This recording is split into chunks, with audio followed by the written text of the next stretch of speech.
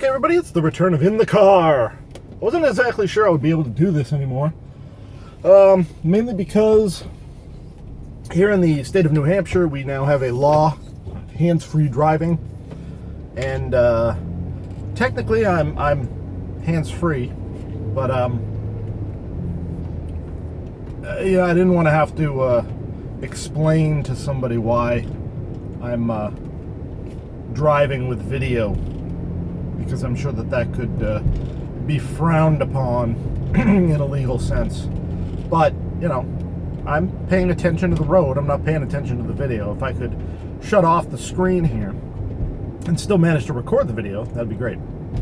But I am coming to you now from a brand new device. I had an HTC One M7 that took on some water while we were kayaking this weekend. And as a consequence, the phone died. So I had to go down to the store and pick up a brand new phone. I got the Samsung Galaxy S6, so the video looks a little different, at least from my perspective, a little more zoomed in. I haven't really messed with it. This is only the second day I've had it. So, as I posted in the blog post this morning on Monday, it's kind of a pain in the butt to move from cell phone to cell phone. You know, God help us if anything happens to our phone. You know, I of course I grew up in an era where we didn't have cell phones. And, you know, for most of my life, the cell phones that I have owned were dumb phones. So, you know, the idea of having any data to actually move is still technically kind of foreign to me. But it is a necessary evil. It's something that I accept, and something that I do have to do. I've gone through many smartphones. I've had iPhones, I've had Windows phones, I've had Android phones. So, you know, I'm used to having to move stuff, but it still hasn't gotten any better or any easier. Usually, you know, the vast majority of things that people need to move are you know, the perishable information, meaning pictures, pictures and contacts, I suppose, and applications. That's pretty much, you know, those are pretty much the things that you need to migrate from one device to the other. If you're simply upgrading, then that's fantastic. You've got opportunity to just, you know, have one in one hand and one in the other, and you can just, you know, do it. But, you know, if you lose your device because it got damaged or broken or stolen or just misplaced, you're kind of screwed, because you have to do a lot of the initial setup, you know, kind of blind. Now, of course, smartphones are, you know, they're smart for a reason. They're not entirely stupid, I guess, in terms of having to migrate from one to another. Because, you know, if you put all your contacts in the cloud and you back up all of your photos to the cloud, then at least you have that information that is entirely device independent. Applications, though, that is a heck of a lot more difficult, because yesterday, while I was trying to reclaim all of the applications that I had installed on my HTC, I noticed that the Play Store here wanted me to buy some of the paid applications that I know I had purchased. I had actually said, well, you know, I use this particular application a lot, so I'm just going to go ahead and rebuy it because it was cheap, and I've got money in my Google Survey wallet. So I went ahead and tried to make the purchase, but it kept failing and failing and failing. And it dawned on me, I'm like, well, I know I did purchase this. Maybe it's failing because I already bought it. So I went to the actual website after at a suggestion from doing some research on some forums that you know, try and install them through the website. And when I went to the website, it actually said that those applications had been purchased. So the Google Play Store on the phone said, nah, sorry, you got to rebuy it. Google Play on the web, however, said, oh yeah, totally, you already bought this. So thankfully they have the option to install from the web. So I simply just clicked the buttons for the purchases that I was trying to restore, and they downloaded to the phone just fine.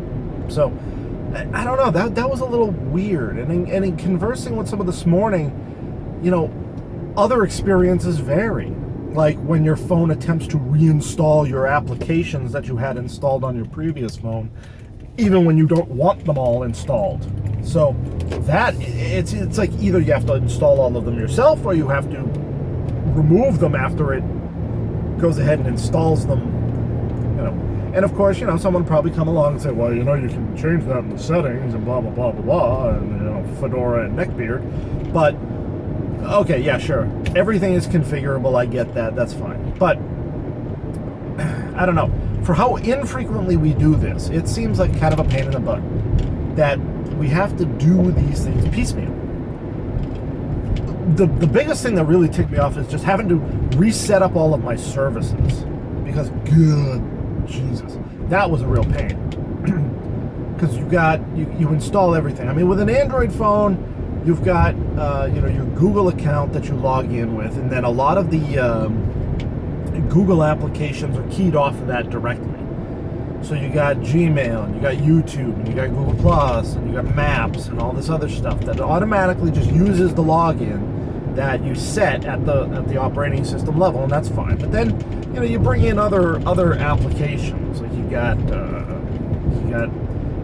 Facebook, of course, and you got like Vine, and then you got Twitter, and then you got any number of other applications that you may be using with your cell phone. You have to log into those one by one.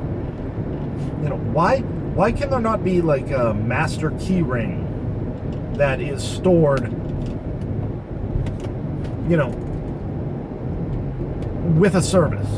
In this case, Google service. I mean, for Apple, it would be, you know, the iOS, the iCloud service. So for Windows Phone, it would be your, you know, your Outlook or Hotmail account service.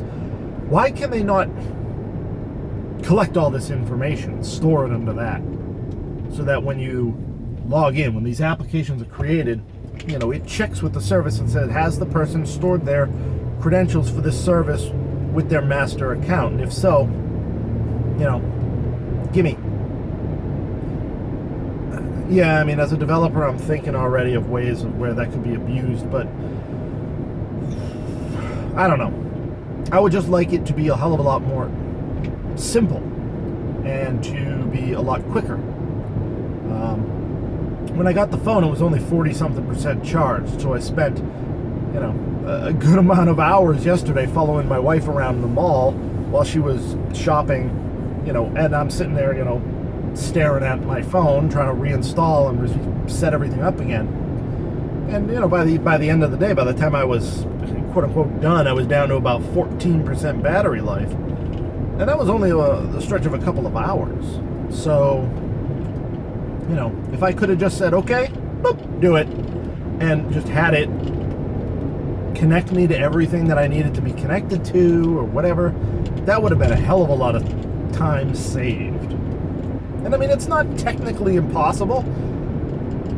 The fact that we're talking about a small pocket computer that has probably a bazillion times more processing power than what we use to put human beings on the moon, okay, means that someone's had the brain power to come up with all this shit. So someone's certainly has the brain power to come up with a single login that can satisfy all of these different services and take security into consideration.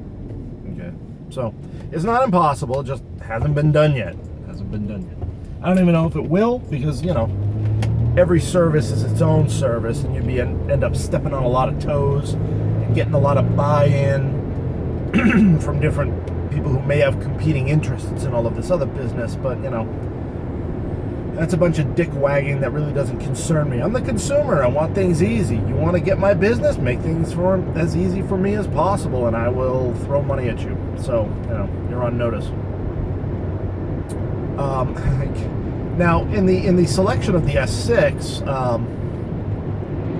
it's kind of a flagship phone, right? It's advertised everywhere. And as someone else mentioned this morning, as I was talking about it, everybody talks about the S6 Edge, which is which is a special kind of variant on the S6 that has kind of a round curved edge with a little bit of a display there that can be used to show a certain amount of data. And that gets a lot of play because it's unique and interesting, but it was also $100 more, and all I needed was a basic phone. So I wanted the S6.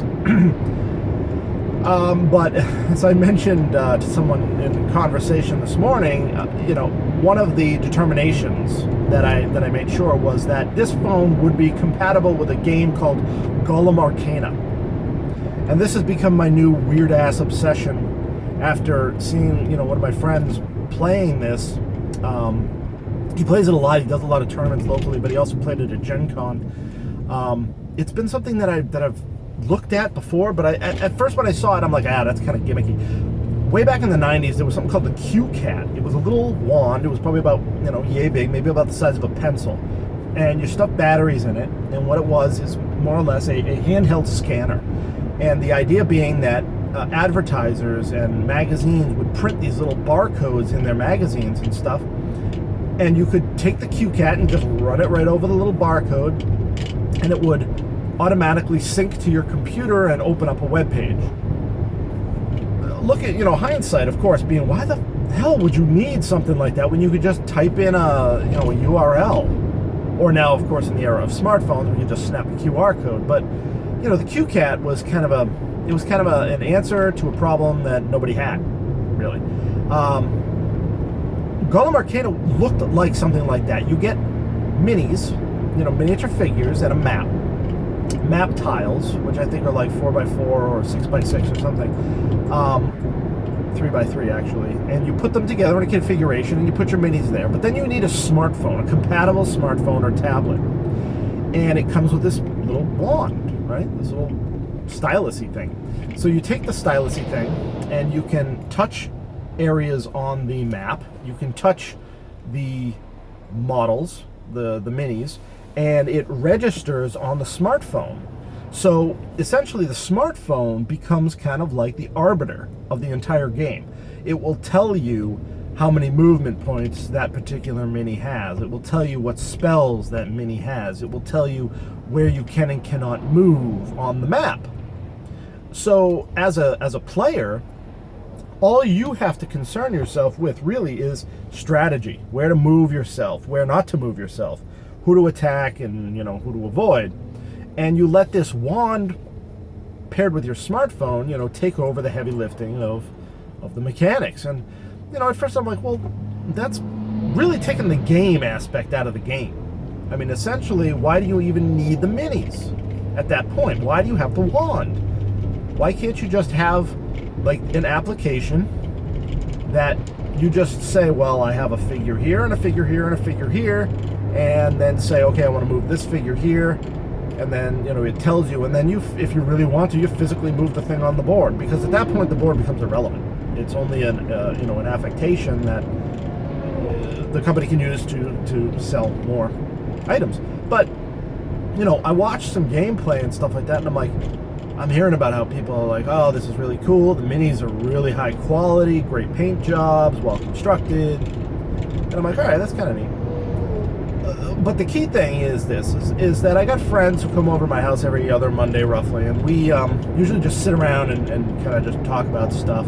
We'll look at videos online, maybe we'll fire something up on a console or something like that, but aside from that we don't really do too much, because a lot of the games that I have, the Star Wars X-Wing or God help us Netrunner, those games are really complicated. There's a lot of rules to keep track of and the setup time and all this other business. So I'm like, well, Golem Arcana has really not too many rules that you need to memorize. I'm like, you just need to set stuff up according to the scenario, and then you just take the wand and you just touch the tile, you touch the character, and then you just do what the computer tells you, and you just keep going. So I'm like, that's super easy to set up, super easy to learn, and probably difficult to master, which is exactly what you want out of a game. So this might be the actual perfect game that I could get to, play with my friends on alternate Monday nights, because I could just lay out the tiles, fire it up, Chromecast it to the TV, because I've tried it, and that works. And we could just play it. I'm like, that would be pretty cool. So, I ordered the base set from Amazon, which oddly enough had the best price when compared to other sites like Miniature Market or my friendly local gaming store. And it is due into my hands by tomorrow. So I had to make sure that the phone that I bought was actually compatible with Golem Arcana, because it needs the low power Bluetooth connections, and their supported device page actually has the S6 listed as a compatible device. So I'm very, very happy to hear that. So that actually played in a pretty good amount of factoring into my decision to go with the S6, aside from the fact that it's got, fantabulous reviews, aside from the shitty battery life. So, yeah, it looks like I didn't get pulled over despite having run by a cop who had pulled somebody else over. So, I guess it's one of those cases where it's only illegal if you get caught. I will hopefully upload this, and we'll be back in business as far as in the car goes.